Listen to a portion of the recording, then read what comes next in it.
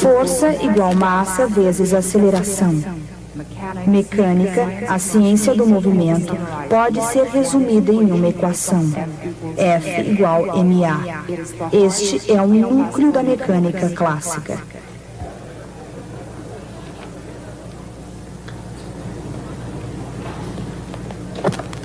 Em 1543, Copérnico escreveu esse livrinho e o mundo aristotélico começou a desmoronar. 150 anos mais tarde, ele ainda está em ruínas e não apareceu nada para tomar o seu lugar. É claro que houve algum progresso. Kepler descobriu suas 3 leis, passamos a entender os corpos em queda e também a inércia. Mas não havia um princípio unificador. A perfeição absoluta do mundo aristotélico transformou-se em grande confusão. Foi então que, num livro estonteante, Isaac Newton inventou a física, como a conhecemos hoje, e restabeleceu a ordem nos céus e na terra.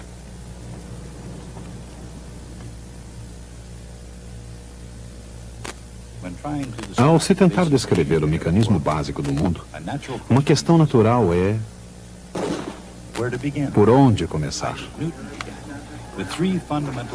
Isaac Newton começou com 3 princípios fundamentais, as chamadas leis de Newton. Com a incrível rapidez e elegância de um gênio libertado, ele explicou o movimento de quase tudo na superfície acima da superfície da Terra. Reduzidas às suas essências, as 3 leis de Newton consistem numa equação extremamente poderosa. Força igual massa vezes aceleração. Compreendendo essa equação, o que ela significa e como usá-la, é possível compreender o universo mecânico.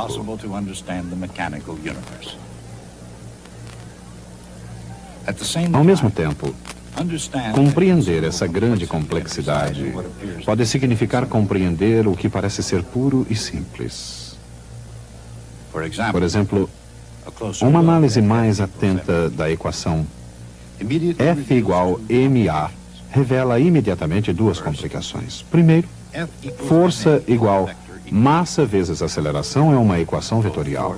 Tanto a força quanto a aceleração são vetores. Em outras palavras, têm direções definidas. Em F igual m vezes a, elas devem ter a mesma direção.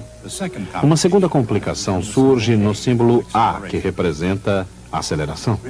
É bom lembrarmos que a aceleração não é a posição de uma determinada coisa e também não é a velocidade com que alguma coisa muda de posição. A aceleração é a rapidez com que alguma coisa se torna mais rápida.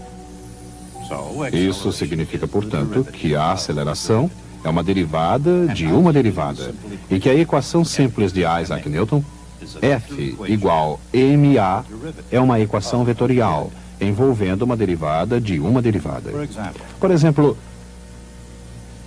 quando um corpo ou uma massa cai, a gravidade exerce uma força, F, uma força para baixo, naturalmente, e o resultado é a aceleração.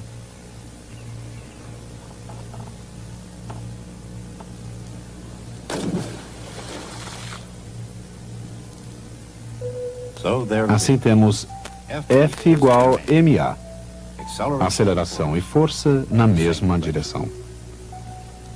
Complicado, no entanto, é bonito em sua simplicidade. Essa é a famosa equação. Mas, no caso de um corpo em queda, o que sabemos sobre a aceleração? Em primeiro lugar, ela é constante. Por outro lado, é a mesma para todos os corpos em queda.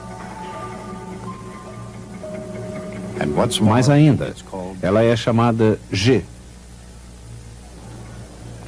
A força da gravidade em todos os corpos em queda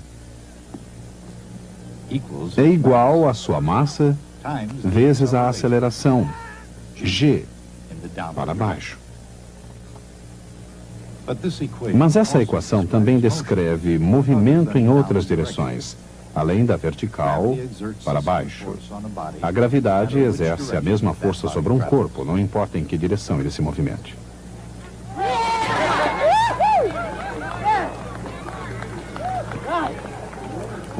Quando um objeto está em movimento, desprezando-se a resistência do ar, a gravidade é a única força que age sobre ele.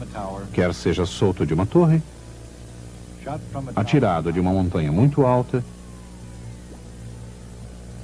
ou levantado por um atleta.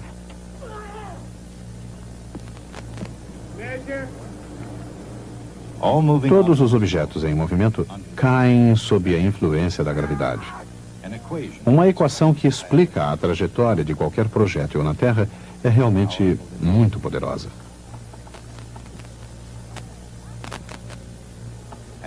E para que possamos ver como ela realmente funciona, é preciso voltarmos ao início.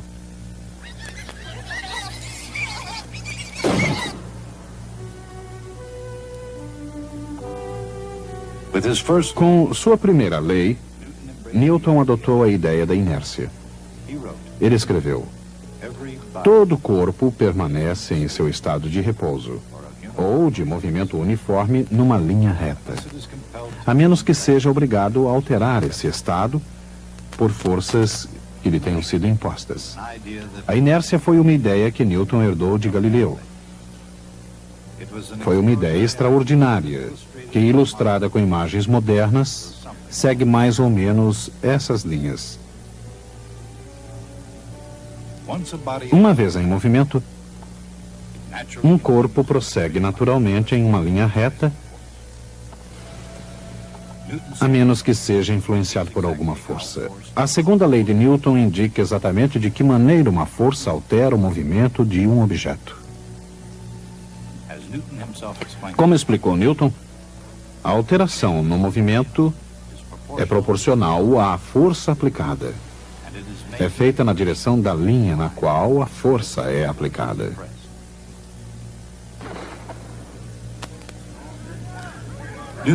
Newton usou a palavra movimento com o significado de quantidade de movimento, a velocidade de um corpo multiplicada por sua massa.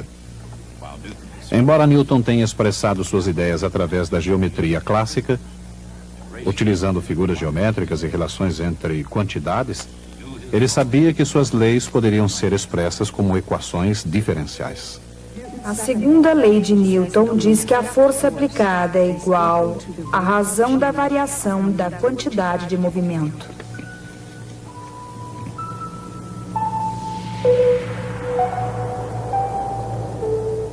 No caso de um corpo de massa constante, essa equação diferencial se reduz a força igual massa vezes aceleração, F igual ma.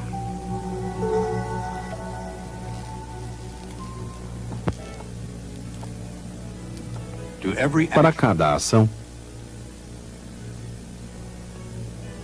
ocorre sempre uma reação igual. Ou as ações mútuas entre dois corpos são sempre iguais e dirigidas uma oposta à outra. Esta é a terceira lei de Newton. Uma coisa não pode tocar outra sem ser também tocada. Em outras palavras, os corpos não apenas agem, eles interagem uns com os outros. Ao mesmo tempo, todas as três leis de Newton agem e interagem em todo o mundo físico. A trajetória de qualquer projétil demonstra de maneira clara e convincente as consequências das três leis de Newton. Quando um objeto é lançado e abandonado numa trajetória livre, qual a natureza dessa trajetória? Não importando qual seja o tipo de projétil e qual sua finalidade, será que todas as trajetórias são essencialmente as mesmas?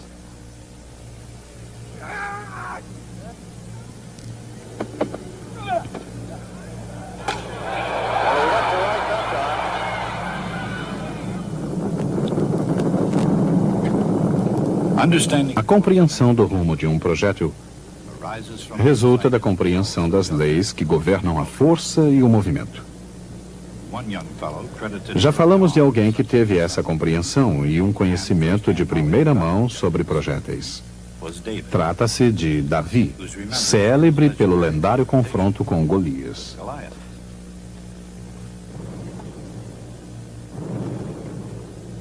Contrariando as expectativas, o jovem Davi demonstrou a relação entre força e quantidade de movimento.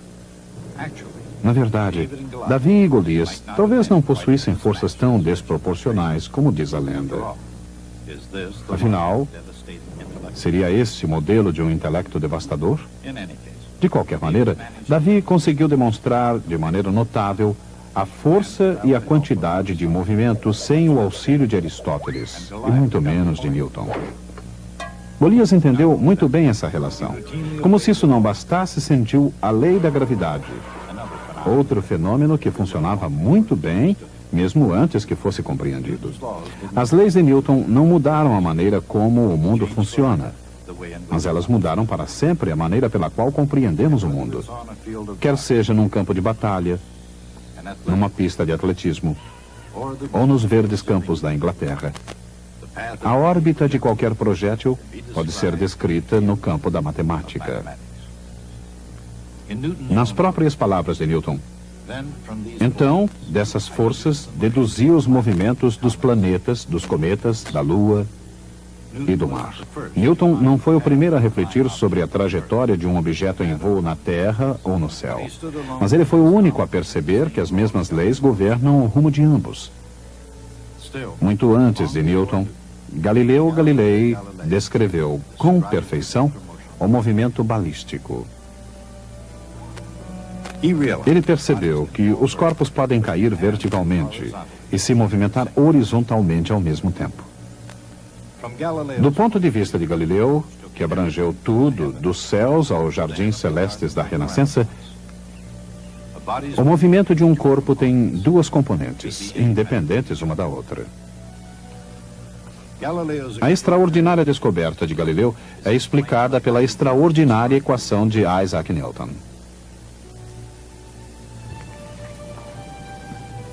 A componente vertical da força vetorial é mg descendente ou menos mg. Absolutamente nenhuma força age na direção horizontal. Só a componente vertical da aceleração é menos g. Na direção horizontal, onde não há qualquer força, a aceleração é zero. A aceleração é a rapidez da mudança de velocidade. Como a velocidade horizontal não se altera, ela deve ser constante. A velocidade constante na direção horizontal e a aceleração constante para baixo agem de forma independente e simultânea. Esses são os elementos das trajetórias, segundo Galileu. E também os resultados da equação de Newton. Força igual massa vezes aceleração. F igual ma. Mas para compreender o real significado de F igual ma, é necessário voltar a uma época em que os estudiosos não contavam com a sua ajuda para decifrar os fenômenos do mundo. Na Grécia Antiga, os estudiosos acreditavam que tudo na natureza retornava ao estado de repouso. Que retornar ao estado de repouso fazia parte da natureza de todas as coisas em movimento. De acordo com os aristotélicos, todos os objetos em movimento eram impelidos por uma força motora. Quando essa força não podia ser observada, como no caso do movimento de um projétil, Aristóteles dizia que o próprio ar era responsável pelo movimento. Muito tempo depois, e embora a Europa medieval preservasse essa visão aristotélica do mundo, essa explicação não parecia inteiramente satisfatória. Para explicar o desamparado movimento dos projéteis, como lanças, flechas e balas de canhão, os estudiosos lançaram a ideia de ímpeto. Lançando um projétil, dava-se-lhe uma quantidade finita de ímpeto que proporcionava movimento ao objeto. Quando o ímpeto acabava, o objeto subitamente caía na terra. Ímpeto não foi uma má ideia, mas ela não conseguiu atingir o seu alvo. A ideia medieval de ímpeto não incluía o princípio da inércia, um princípio que não seria atingido até o Renascimento. Quando a trajetória parabólica de um projétil foi descoberta por Galileu. Nas próprias palavras de Galileu, observou-se que mísseis e projéteis descrevem alguma espécie de trajetória curva. No entanto, ninguém percebeu o fato de que essa trajetória é uma parábola.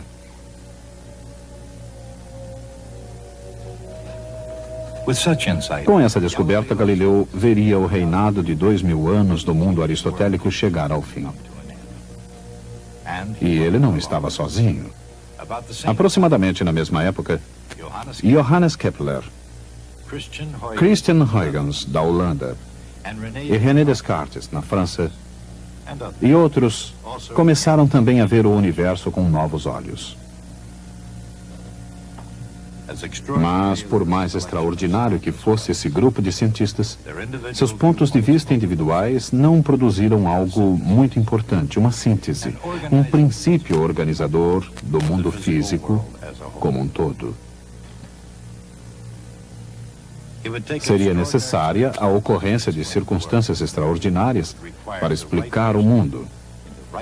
Seria preciso aparecer a pessoa certa, no lugar certo, na hora certa. A hora certa foi em 1665.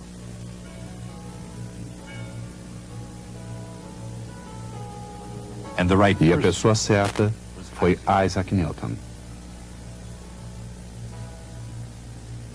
Com apenas 23 anos de idade, Newton concebeu as descobertas que alterariam para sempre a nossa compreensão do universo.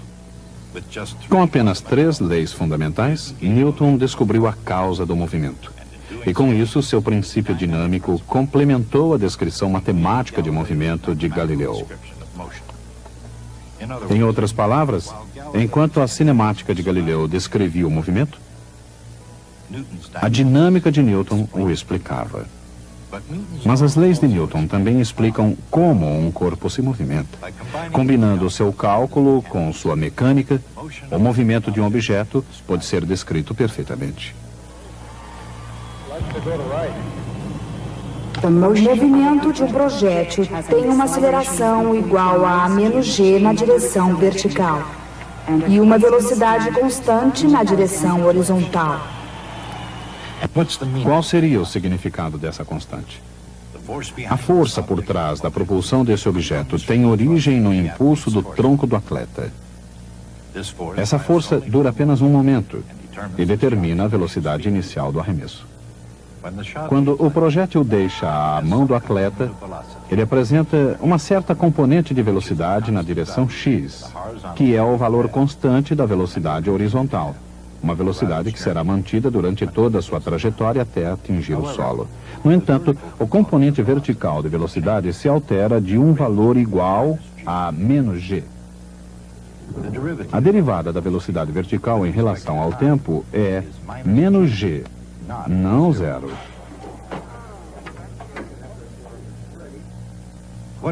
Qual a função que tem como derivada menos g? Menos gt é uma resposta. Mas menos gt mais qualquer constante também é uma resposta, uma vez que a derivada de uma constante é zero.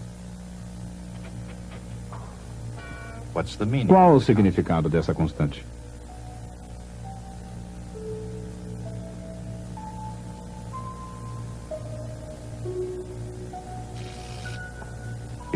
É a velocidade vertical com que o objeto inicia sua trajetória, mesmo que ela tenha início com uma explosão.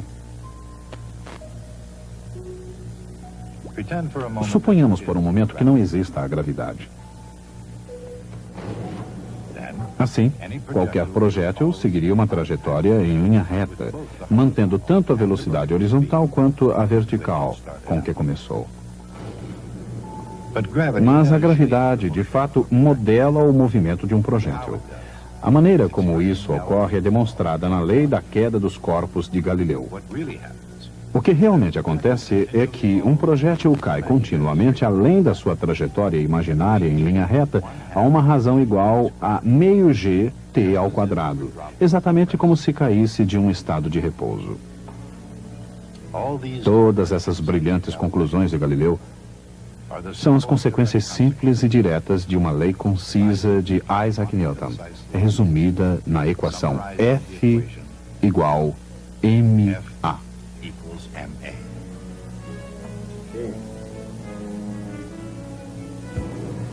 Temos aqui outra história de Davi e Golias. Naturalmente, eu sou Davi. E ali está Golias, pendurado naquela árvore. Mas agora, em vez de um estilingue, vou utilizar uma arma mais complexa. Eila. Eu sei que no momento em que aciona o gatilho, ele se assusta e solta a árvore. E vai cair. Quando vou precisar deixá-lo cair para atirar e atingi-lo? Vou saber a resposta da mesma forma como qualquer grande caçador faria. Através das equações da balística. Precisamos conhecer Z e X. Mas o que sabemos é que dz sobre dt, porque vz igual menos gt mais vz inicial. E dx sobre dt, porque vx igual vx inicial.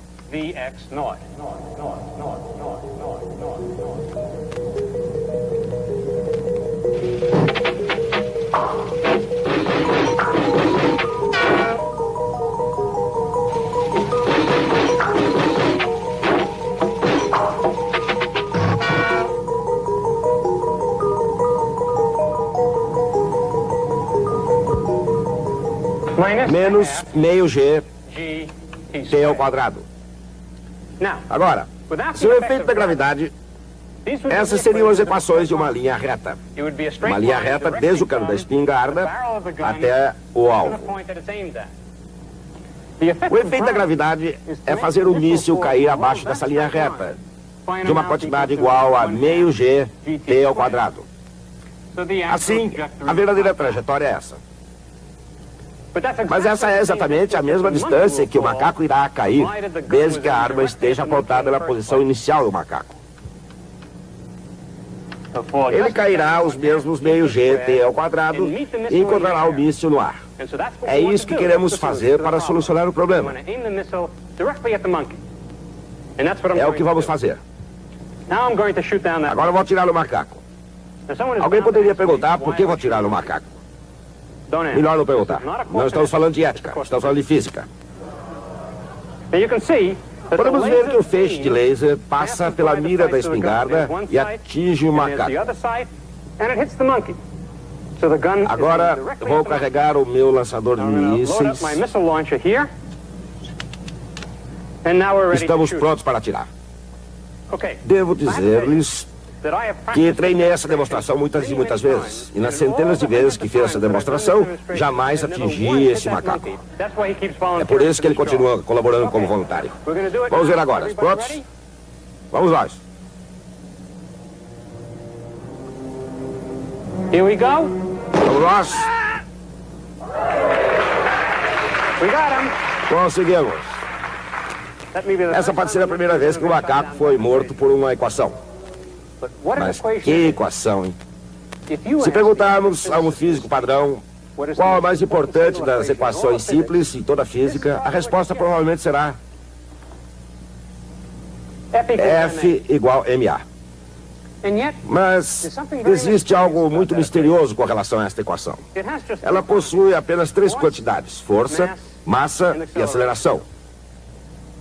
Sabemos muito bem o que significa aceleração. Mas o que é exatamente força? E o que queremos dizer com massa? Uma maneira de descobrir é exatamente utilizando essa equação. É o que fizemos hoje no caso da gravidade. Não descobrimos nada sobre a natureza da gravidade ou por que ela age. Mas usamos essa equação para determinarmos a força que age sobre um corpo. Ela não diz nada sobre gravidade ou sua natureza. Se soubermos a massa de um corpo e observarmos sua aceleração, poderemos descobrir a força que age sobre ele. Mas sem essa equação, não sabemos a massa de um corpo. Sem sabermos a massa de um corpo, a equação não significa absolutamente nada. Será possível que a mais importante das equações simples da física seja um absurdo lógico sem o menor sentido? Esse é o problema que os filósofos vêm debatendo há mais de 300 anos. Mas uma coisa é clara. Antes que Isaac Newton formulasse essa equação, o mundo era muito confuso. Depois dela ter sido escrita, o mundo tornou-se ordenado, compreensível e previsível. Assim, o que quer que possa ser essa equação, ela certamente não é desprovida de sentido. A única maneira de compreender essa equação é utilizando-a. É sobre isso que versará o resto da nossa história. Força igual massa vezes aceleração. Mecânica, a ciência do movimento, pode ser resumida em uma única equação. Força igual massa vezes aceleração.